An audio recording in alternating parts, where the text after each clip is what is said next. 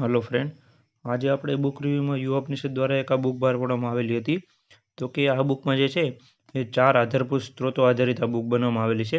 NCERT, GCERT અને આ ટીએનઆઈ ટીઆઈએસ તમિલનાડુની બુકમાંથી અને એનઆઈઓએસની સાઇટમાંથી. આવી રીતના ધોરણ 6 થી લઈને 12ની ટેક્સ્ટ બુકમાંથી આ બુક બનાવવામાં આવેલી છે. તો કે આ જે છે આમાં એક જ વિષય કવર કરવામાં આવેલ છે, ભારતીય બંધારણ અને રાજ્ય વ્યવસ્થા. અને આ બુકમાં વર્ણનાત્મક અને વન લાઇનર પ્રશ્નો છે. એમસીક્યુ પ્રશ્નો આમાં નથી. અને આવી બીજી પણ બંધારણની બુક આવે છે તો એમાં એમસીક્યુ પ્રશ્ન છે, એ પણ આપણે રિવ્યૂ કરેલા છે. ક્લાસ 3 બુક લિસ્ટમાં તમે જશો એટલે એનસીઈઆરટીની જે કાંઈ બુક છે યુવા ઉપનિષદ દ્વારા અત્યાર સુધીમાં અલગ અલગ વિષયની બહાર પાડવામાં આવેલી છે તે બધાના બુક આપણે રિવ્યૂ કરેલા છે. તો તમારે ખાસ કરીને એમાં જોઈ લેજો એટલે તમને ખ્યાલ આવે કોઈ પણ બુક વિશે તમારે લેવી હોય તો તમને ખબર પડે કઈ બુક કઈ છે. કારણ કે ઘણી બુક છે વન લાઇન પ્રશ્નોવાળી છે, ઘણી એમસીક્યુ વાળી છે, ઘણી થિયરી બેઝ છે. તો અલગ અલગ બધી બુક બહાર પાડવામાં આવેલી છે. તો તમને જેમ લાગે તમારે જરૂર છે એ મુજબ તમે એમાંથી બુક લઈ શકો છો. પહેલાં તો આજે આપણે આ બુકનો તમને રિવ્યૂ કરવું એટલે તમને ખ્યાલ આવે. અહીંયા જે છે એ પહેલાં બેઝિક માહિતી આપેલી છે કે આ બુક વાંચવામાં તમારે શું શું ધ્યાન રાખવું, એટલે કયો મુદ્દો કઈ બુકમાંથી લીધેલો છે તેના વિશે માહિતી આપવામાં આવેલી છે, તમે જોઈ શકો છો. પછી એક મેં વાત કરી આ બુક છે 4 in 1 કરીને એનસીઈઆરટી જીસીઈઆરટી, અને આ જે છે એમસીક્યુ ટાઈપ આખી બુક છે. આનો પણ આપણે રિવ્યૂ કરેલો છે. આ એક જ વિષય માટેની છે, બંધારણ માટેની. અહીંયા પહેલાં સિલેબસ આપેલો છે અને કયા કયા ટોપિક કઈ કઈ બુકમાંથી લીધેલા છે તેના વિશે પેજ નંબરને એના વિશે માહિતી આપવામાં આવેલી છે. અહીંયા ઇન્ડેક્સ તમને બતાવું તમને ખ્યાલ આવે કે આમાં કઈ કયા ટોપિક કવર કરવામાં આવેલા છે.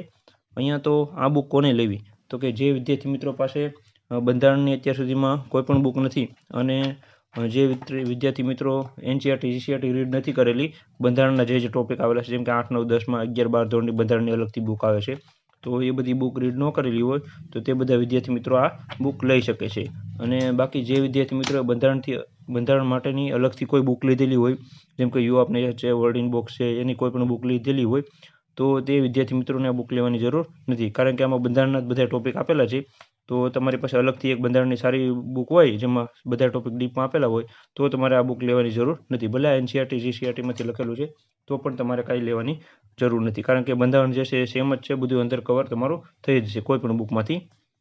પણ આ તો એ વિદ્યાર્થી મિત્રો માટે છે કે જે વિદ્યાર્થી મિત્રો ક્લાસ 3ની તૈયારી કરે છે સબ્જેક્ટ વાઇઝ, જેમ કે સ્ટાફ નર્સની આવે છે, લેબ ટેકનિશિયનની આવે છે, અલગ અલગ ભરતીઓ જે આવે છે, જેમ કે આપણે મહાનગરપાલિકામાં ભરતી આવતી હોય છે, તો તેના માટે બંધારણ કરવું હોય તો શોર્ટ ફોર્મમાં અને સારું એવું આ બુક કવર તમારી થઈ જશે. એ બધા વિદ્યાર્થી મિત્રોને અલગથી બુક ન લેવી હોય તો આ બુક તમે લઈ શકો છો. આમાં હું તમને ઇન્ડેક્સ બતાવું એટલે તમને ટોપિક પણ ખ્યાલ આવશે અને આગળ 2 થી 3 ચેપ્ટર પણ તમને બતાવી દઈશ એટલે તમને ખબર પડી જશે આ બુકમાં કયા ટોપિક કેટલા ડીપમાં આપવામાં આવેલા છે. બીજી કાંઈ પણ કોમેન્ટ હોય તો નીચે જણાવવા વિનંતી.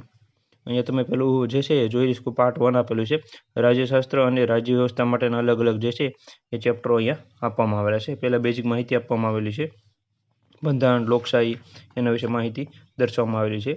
અને તમે વિડીયો પોઝ કરીને ચેપ્ટર પર રીડ કરી શકો છો એટલે તમને ખ્યાલ આવે કયા કયા ચેપ્ટર છે. પછી પાર્ટ 2માં ભારતીય બંધારણ આપેલું છે, ઇતિહાસ આપેલો છે, નિર્માણ આપેલા છે, અનુસૂચિઓ આપેલા છે, પછી બંધારણનું માળખું આપવામાં આવેલું છે, તમે જોઈ શકો છો. મૂળભૂત અધિકારો આપેલી છે, નાગરિકતા એટલે અનિષેધો વિશે અલગથી પણ માહિતી દર્શાવવામાં આવેલી છે. ભારતીય બંધારણમાં સુધારાઓની જોગવાઈ જે થઈ ગયેલી હતી તેના વિશે માહિતી આપવામાં આવેલી છે.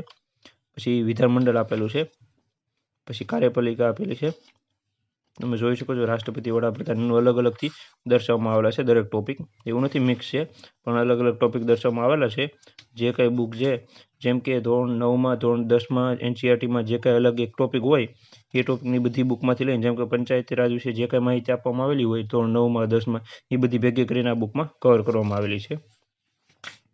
આવી રીતના આ બુક બનાવવામાં આવેલી છે, તમે ઇન્ડેક્સ જોઈ શકો છો. અહીંયા સંસ્થાઓ બધી આપેલી છે.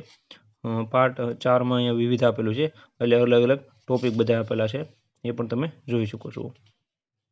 આવી રીતના એક આ બુક તેની ઇન્ડેક્સ મેં તમને બતાવ્યું એટલે તમને ખ્યાલ આવી ગયો છે. હવે અહીંયા તમને 2 થી 3 ચેપ્ટર બતાવું એટલે તમને ખબર પડે. અહીંયા સૌ પ્રથમ તો જે છે ઓલ્ડ એનસીઈઆરટી, પછી તમિલનાડુની બુક જીસીઈઆરટી, એવી રીતના જે છે એ બધી માહિતી લખેલી છે કે કયા ચેપ્ટરમાંથી કયા ટોપિકમાંથી આ ચેપ્ટર બનાવવામાં આવેલું છે, સમાજ, રાજ્ય અને રાષ્ટ્ર વિશેનું. અહીંયા પહેલી અને માહિતી આપેલી છે અને કયો ટોપિક કયા બુકમાંથી લીધેલો છે એનું પણ કાઉન્સમાં આપેલું છે, જેમ કે ટીએન લખેલું છે, પછી ઓલ્ડ એનસીઈઆરટી લખેલું છે, એટલે એ બુકમાંથી આ ટોપિક કવર કરવામાં આવેલો છે, એ બુકમાંથી આ લખેલો છે. આવી રીતના બીજી પણ ઘણી બધી બુક બનાવવામાં આવેલી છે, તેમાં પણ આ જ રીતના છે. તેના પર આપણે રિવ્યૂ જોવો હોય તો તમે આપણી ક્લાસ 3 બુક લિસ્ટમાં જઈને જોઈ શકો છો. ચેપ્ટર પૂરું થાય ત્યારે વન લાઇનર પ્રશ્નો આપેલા છે. આવી રીતના દરેક ચેપ્ટર આમાં કવર કરવામાં આવેલું છે. પછી રાજ્યશાસ્ત્રનો ખ્યાલ, અને તમે ચેપ્ટર વાંચશો એટલે તમને ખ્યાલ આવશે કે આમાં કયા કયા ટોપિક કેટલા કવર કરવામાં આવેલા છે. આપણે આવી રીતના બુક રિવ્યૂ એ માટે લાવતા હોય છે જેથી કરીને વિદ્યાર્થી મિત્રોને ખ્યાલ આવે.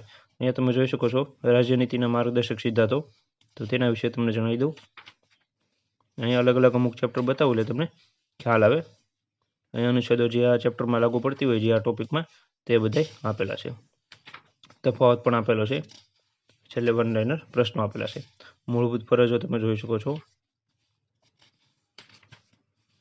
આવી રીતના દરેક ટોપિક આ બુકમાં કવર કરવામાં આવેલો છે, અને આખી બુક આ જ રીતના બનાવવામાં આવેલી છે. હવે આ બુકનો પ્રાઇસ તમને જણાવી દઉં એટલે તમને ખ્યાલ આવે. ટોટલ 600 જેટલા પેજ છે, અને આ બુકની પ્રાઇસ છે 510 રૂપિયા છે. આમાં તમને ડિસ્કાઉન્ટ મળી જશે. નીચે કોન્ટેક્ટ નંબર આપેલો, ત્યાં તમે ફોન કરશો એટલે તમને સંપૂર્ણ માહિતી જણાવી દેશે. હવે મેં કીધું એ મુજબ જે વિદ્યાર્થી મિત્રો પાસે કોઈ પણ પ્રકાશનની બુક હોય તો તે પણ નીચે જણાવજો કયા યરની છે અને કઈ બુક છે એ પણ જણાવજો. જો શક્ય હશે તો તમને એ બુક તમારે રાખવી કે આ નવી બુક લેવી એ પણ તમને જણાવી દઈશ. બાકી જે વિદ્યાર્થી મિત્રો પાસે બંધારણની અલગથી બુક હોય તે વિદ્યાર્થી મિત્રોને આ બુક લેવાની જરૂર નથી. એ ખાસ એક ધ્યાનમાં રાખજો. આવી એક માહિતી હતી. વિડીયો ગમે તો લાઇક કરી આપજો અને તમારા મિત્રો પર શેર કરજો જેથી કરીને તેને પણ માહિતી મળતી રહે. Thank you.